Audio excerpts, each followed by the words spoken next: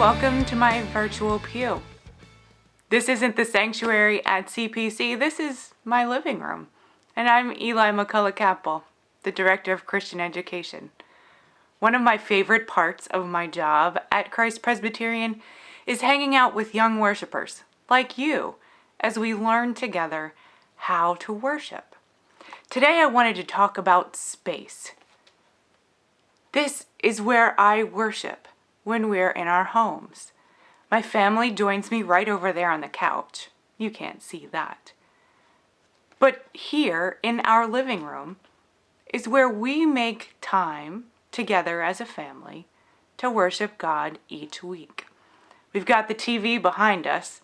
That's how we watch Pastor Ellen as she shares the gospel message. I brought a few other things, and maybe you have them at your house too.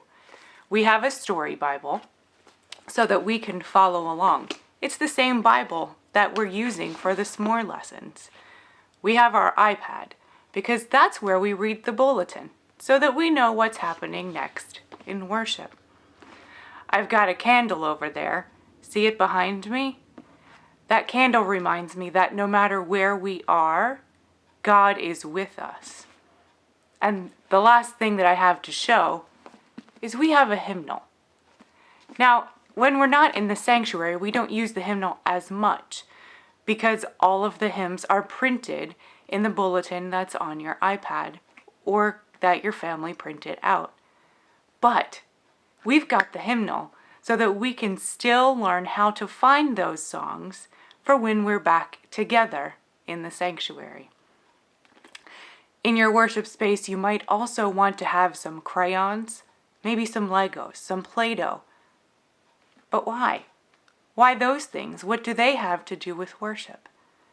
Sometimes it helps us to have our hands busy as we sit still with our bodies and listen.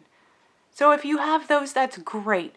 Bring them along, and it will help you listen for those 5 words that Pastor Ellen shares each week that she's going to be using in her sermon. I think that's about it for today. The important thing to remember about worship space is that it doesn't matter where you are. The Bible tells us that where 2 or more are gathered, whether you're one person and the other person's on the screen, or you're sitting in a room with a group of people, God will be worshiped. See you next week in our virtual pew.